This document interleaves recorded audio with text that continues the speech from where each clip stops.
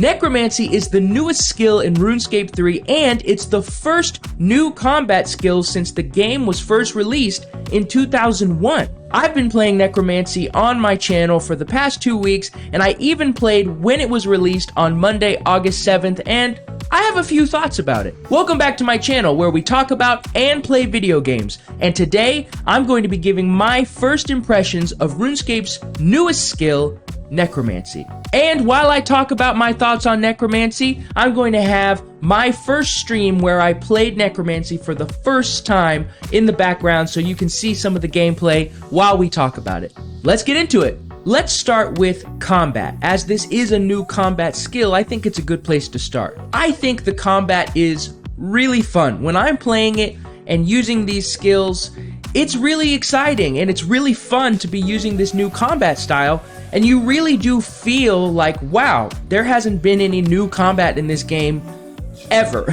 So the weight of this change is felt. Like, I can feel like, oh, this is refreshing, being able to use a new combat style. Like, for example, I don't love Slayer, but I actually have had a pretty good time doing Slayer tasks using Necromancy, because Necromancy is just so refreshing to use that I actually really enjoyed using it even on skills that I'm not a huge fan of. The animations for the combat are really cool, and you know, they start off pretty simple, as most combat skills do, and as you level up you get to unlock cooler and cooler abilities that have cooler and cooler animations. But I just think the animations overall are really cool. I love the colors. I really love the color purple, so fitting that into Necromancy is just really cool. I love that the hit splats are purple when you do critical damage. It's just, those are just little things, but I just think it looks really cool. The design of the skill is just really cool. The sound effects are great. The animations are great. I really like that. They did a great job. The design team did a fantastic job with Necromancy. I also think the skills themselves are very interesting, how they fit into Necromancy as a whole, like the different things you can do, like you're sucking out people's energy, or you're smashing them with necrotic energy, or you know, you're doing all kinds of things. So I think what the skills are doing to your enemies is also very interesting, and how that works in the skill of Necromancy in the world of Gielinor. I think that's pretty cool. I really like the skeleton companion that you can summon. You can also eventually summon a ghost, or I think some other kind of skeleton warrior, but I love the companions that you can summon to help you fight in battle. It really does help. Like, you know, I'll be chipping away at someone, but then as soon as I summon that skeleton warrior, then it really starts to chip away at their health and really just get it done. So I really like that, and I love that you can have a summoning pet and this companion at the same time, that they didn't make them cancel each other out.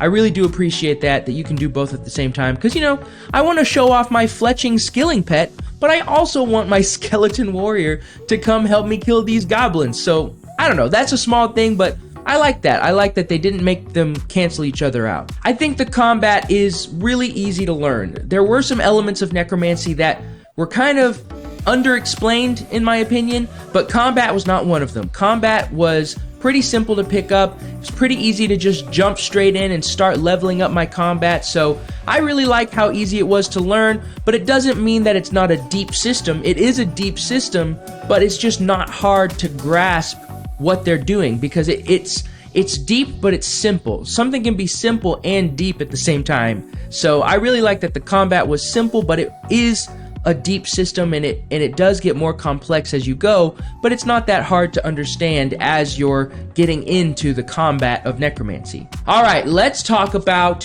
rituals. Rituals, I don't think are as good as combat. Not even close, in my opinion. When I first started rituals, I didn't like it. I just didn't like it. It was tedious. It took forever to get everything. You're constantly running from the ritual site to the city of back to the ritual site, back to the mainland, back to Gielinor to get ashes and bones and all this stuff, and then you're coming back to the ritual site, and then you're going back to the city of and then you go. It was so tedious to do all this stuff, and I know, like, tedium is kind of part of RuneScape, you know, so I get that, but It was just so tedious especially compared to combat, where combat you kind of just go kill some things and you start to level up and it's fun and exciting. Rituals were kind of just like, oh, I gotta get these things and I gotta put them here and I gotta do this thing and I gotta whatever and I gotta run over there and then come all the way back, and it just wasn't as fun to me. When I ended my first stream, I was like, I'm not a huge fan of rituals. I just don't love rituals. It did get better over time. As I leveled up, I unlocked some teleports, so now I can teleport straight to the ritual site, and with the book that I got, I can teleport straight to the smithy. So that did help, because now I'm not running all over the place. Because, like, the smithy is all the way at the back of the city of and you have to, like, wind through all the stairs and go around all the... It's not like a straight shot. So it was just tedious to get there, but now I can teleport straight there. I can teleport straight to the ritual site, and of course there's the lodestone itself if I need to get to the city.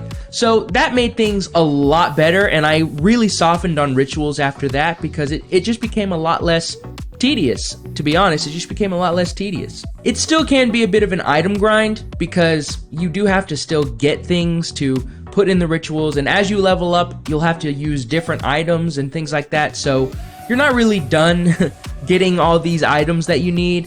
But, you know, it's not as bad as it was at first, at least not to me. Maybe when I hit level 60, then I'll have to start getting a bunch of other items and it'll become an item grind again. But right now, it's not as bad, but it's still not my favorite part of Necromancy. It's definitely not better than combat, but I have softened on it a little bit, especially after all those teleports. But at the beginning, man, it really sucked to do that. It was terrible. Running back and forth, it was so boring, and doing the rituals was boring. So I've softened on it a bit, but I still don't love rituals. And also, they've said that you can use rituals to get all the way to max level. And I suppose you could, but it just seems like rituals don't get you nearly as much XP as combat. So combat seems like it's going to be the quickest way to max level, but you do still get XP from rituals, and it's not nothing. Like, it's not terrible, but it's just not as big as combat XP drops. So I just don't see how it would just be viable for someone to get all the way to 120 with rituals. I mean, I'm sure it is possible, but it just doesn't seem like that's the best way to do it. It seems like combat is definitely the best way to do it, but I don't know. It's still new, and I'm not even close to max level, so who am I to say? But from my experience, rituals just don't give as much XP as combat, so I wouldn't use rituals as a main way to level up. And I even tried to do that for a little bit. I tried to see how far I could get with rituals, and it was just so slow compared to combat. So that's definitely not going to be my main way to level up. I'm going to pick combat. Sorry. Sorry, rituals. Sorry, skillers, but I don't know if rituals... I mean, you could do it, but it just seems like it would be a real slog fest compared to doing it through combat. Also, I think a lot of things related to rituals were poorly explained or not explained at all. Like, there were some things like there's basic ghost ink, right? And there's lesser ghost ink, which is underneath that, and you can just buy that from the store. Basic ghost ink, there came a point where the sigils I had to draw used basic ghost ink. And I was like, okay, let me go get some. I went to the store and they didn't have any. And I was like, okay, where do I get this from? I had no idea. I was like, where do I get basic ghost ink from? Someone in my chat had to tell me, oh, you have to mix ashes and a vial of water and the lesser necrotic energy to make basic ghost ink. And I was like, what? How do you know that? How does anybody know that? The game did not explain that to you. And I know they're already explaining a lot of things, but I would have been lost. If I weren't live streaming, I might have just quit right then and been like, okay, I can't do this because I don't know how to do it. And I tried looking it up, and, you know, everything is just so new. I couldn't really figure out how to find the answer I needed, you know? So I don't know. If I hadn't been streaming, I might have just given up on Necromancy for the day and been like, well, I'm stuck. I don't know what to do. But there's just things like that that just aren't explained, and I really wish that they were. And thank goodness my chat knew what to do and told me what to do. And at first I was like, maybe I just wasn't paying attention, or maybe I should know how this works. But other people in my chat told me that they also thought it was poorly explained. And then I even saw people in the game talking to each other saying that it was poorly explained and that they didn't know what to do and someone had to explain it to them. So some people might say, well, that's just RuneScape. But I don't know. I feel like RuneScape 3 has typically been better about explaining its systems, and if you need to do something, it kind of tells you what to do. Like, even if you, like, look in the skill, like, thing that you can open up, like, if you click on woodcutting and it shows you, like, all your milestones, like, what you unlock at different levels. When you unlock, like, a new potion or something for herb lore, you can click on the little information button and it'll tell you what ingredients go into making that. But I couldn't find anything like that for the basic ghost ink. So it wasn't explained to us. There wasn't anything that I could see in the game that was telling you how to make it. It just was underexplained. There's nothing more to it than that. It just wasn't explained well, and I've heard other people say that they also wish that it had been explained better, so I'm not alone in that, so I wish that those things had just been explained a little bit better. Before I continue with my first impressions, if you like this video, please leave a like. It really does help, and it tells YouTube that you like my stuff, and it makes YouTube go, maybe this guy's got something going on. I'll show his video to more people. So if you like this video, please leave a like. Anyway, back to my first thoughts about Necromancy. Let's talk about the story. So I haven't gotten super deep into the story. I'm about level 55 right now in Necromancy, and that's because I've mostly been playing once a week, maybe twice a week when I stream and stuff like that. But I'm about 55 right now, but I can give my impressions at least on the main plot of the story and the quests that I have experienced so far. So I really like the main story, the whole idea of Raziel, or I call him Raisin because I'm not sure how to pronounce his name. So from now on, we'll call him Raisin, but I'm talking about the first Necromancer. I think Raisin is a really cool villain. Like, the idea that it's just this powerful being that we've never heard of before, but he's always been there in the underworld scheming for centuries, and now he's got this evil plan that will kill everybody, and the only way that we can defeat him is through necromancy. Because if you kill a necromancer's body, they can just come back. So we have to kill him through necromancy. That's the only way we can defeat him. But he's the strongest necromancer in the entire universe because he's the first one. So he's the most powerful one. So we have to become his apprentice, and he actually chose us. He chooses the player to be his apprentice, which is really fascinating.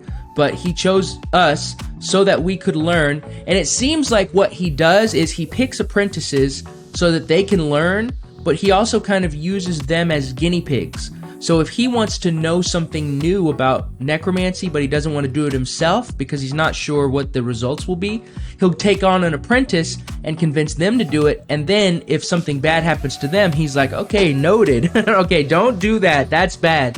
So he's taking us on as his apprentice, I assume, so that he can complete his plan somehow.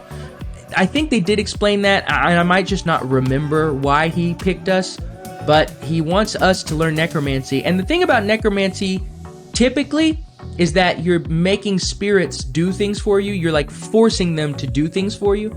And our character, the player, decides that, you know what, I don't want to force spirits to do things against their will. So the way I'm going to do necromancy is I am going to ask them to help me. I'm going to only do things if the spirits are willing to help me do it. And the spirits in the city of are like, okay, cool, we like that idea. So, and by the way, the main plot right now is that Raisin stole all the souls from the city of and he's trying to use their souls to grow more powerful. And so we have to learn necromancy so that we can get those souls back and then defeat him. So we're getting souls back over time, and as more souls come to the city of there's more spirits in the city that we can talk to. And I really do like all those characters, all the characters we've met. The characters we met right at the beginning I really like as well. I don't remember all of them. I know Malignus Mortifer is a necromancer that we call from the surface, and I think Malignus Mortifer is in other quests, but I don't remember what quests he was in, so someone might have to tell me in the comments. Leave a comment below if you know what quest he's in, or if he's a brand new character. I don't remember, but I think he might be in some other quest. But let me know down below what quest he's in, and if he's not in a quest, just say he's not in a quest. He's new to necromancy. But I do like the characters a lot. I always like working with Death. I think Death is a really interesting character, and I love the way that Jagex has written Death, not just in this storyline, but in previous storylines as well. It's just very interesting. I love that Death's name is Harold, and some people have called him Harold, and I laugh every time someone's like, ah, Harold, I love Harold. And it's so funny to me that Death's name is such just a common name and an unthreatening sounding name. I don't know. I love that little detail, and I love the way that they've written Death in the past, and he's just as good here. He's really good in this storyline, and I really enjoy working with Death in quests, so I'm glad he's a big part of this, and it makes sense. We're in the underworld, we're working with spirits, we're working with necromancy, so it makes sense that Death would be involved. So I really like the stories that I've encountered so far. I really like the characters that I've encountered so far, and I just think that it's really heading in an interesting direction. And I think it's interesting because they're saying that Raisin has been here all along. We just didn't know about him because he lived in the underworld.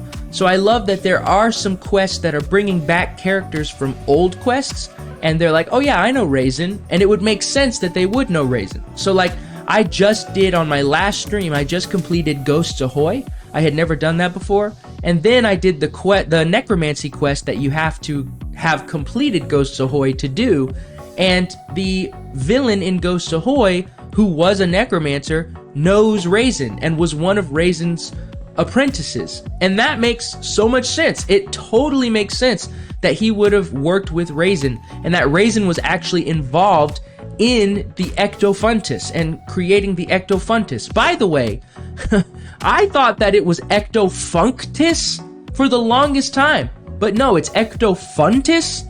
Am I the only one? I don't think I am. People in my chat when I was streaming, they also thought it was Ectofunctus, but they were also shocked when they found out it's Ectofuntus. But when I did that quest, it was spelled Ectofuntus. There was no C in there. It wasn't Ectofunctus. Does anyone else think it was Ectofunctus? Is that crazy? Are you guys like, no, I knew it was Ectofuntus? Leave a comment down below if you thought it was Ectofunctus, and we can wallow in this existential dread together. But that's so crazy to me. I thought it was Ectofunctus, but it's not. Ectofuntus. So things like that, where they're incorporating Raisin and this story into previous stories in ways that really does make sense. I just think that's so fascinating, because it's really easy to be like, oh, he was there the whole time and you just didn't see him. But they're actually making it where, like, no, he was there the whole time and he has interacted with these characters that you've interacted with before, and it makes sense that they would have interacted with him. And it also makes sense that these characters, like the villain from Ghosts Ahoy, why would he have told you about Raisin? He hated you in that quest. Like, he did not want to talk to you, to the point where the whole point of the quest is you have to get some things so that someone can enchant your Ghost Speak amulet so that you can force him to let all the spirits in the town go free. So why would he tell you about his previous mentor? He doesn't like you. He hates you. So it makes sense that, like, he knew about Raisin, but he didn't tell you because you're not friends. So he just didn't tell you about it. So I just think things like that, the way they're incorporating this story into the rest of Gielinor, I think they're doing a pretty interesting job of that. And I think it's pretty cool. I am a little freaked out about Ectofuntus, but whatever. That's not a huge deal. But I love the way that Necromancy has been incorporated into the world so far. I might get to a quest later where it feels a bit more clunky. I don't know. But so far, they've done a good job of really incorporating the Necromancy story into the rest of the story of Gielinor. So props to them, because other people have done way worse jobs at the same thing. So good job, Jagex. That was a great job. Lastly, I want to talk about the gear. I think the gear looks really cool. It looks really basic at the beginning, but as you level up, it just looks cooler and cooler and cooler. And I just think, especially the later gear, like the max level gear, which of course I don't have now, but I have seen, and some of my viewers, they logged in on my stream to show me what the max gear looks like, and it looks so cool. I can't wait to get that gear, and honestly, I might wear that as like my look moving forward, because it just looks so cool. I love the way the gear looks. They did a great job designing it, so I don't have much to say about the gear other than I think it looks cool. And of course, the lower level gears, if you're already a higher level player, the lower level gear is going to kind of, you know, not protect you very much, so you can't go fight the same enemies that you could have fought before. And, you know, most of you probably are like, yeah, I would have figured that, but I'm so used to fighting a certain level of enemy that when I got Necromancy, I went to go fight those enemies and I got destroyed. And I was like, right, I'm level 1 Necromancy. I need to calm down, go fight lower enemies and then work my way back up. So I really think the gear is really cool. The outfit looks really cool. I love the soul lantern as the thing that conjures your spirit companion. I love the death gauntlet. I think it looks cool, and both of them look cooler and cooler as you level them up and upgrade them. So I do think the upgrade process is a bit too complicated, just a little bit, but I don't know. I feel like it's easier to like make your own armor for like melee, just go mine it and smith it and then you're done. But I feel like upgrading your gear in Necromancy is a bit complicated, but maybe it's just because I'm learning it and it's a new system, and once I learn it I'll be like, oh, this is fine. Right now, when I first learned it, and even now, I'm kind of like, it's a little bit too much. I think I wish it was a little simpler, you know, to upgrade your gear, but that's not a huge deal. That's not as bad as like how I feel about rituals. It's fine. And like I said, as I get to know it more and I get used to these systems, it'll probably be much easier for me to do, but for now, it's just kind of like, maybe a little overcomplicated. That's going to be it for this video today. Thank you guys so much for watching. Again, if you like this video, please leave a like. And if you want to see more of my content, please subscribe. I've got a lot of great things coming out. If you want to see another one of my RuneScape videos, you should check out this video right here. It's the beginning of a new series where I have old school RuneScape and RuneScape 3 race to see who can get their max cape first. So if you want to see that, check out this video.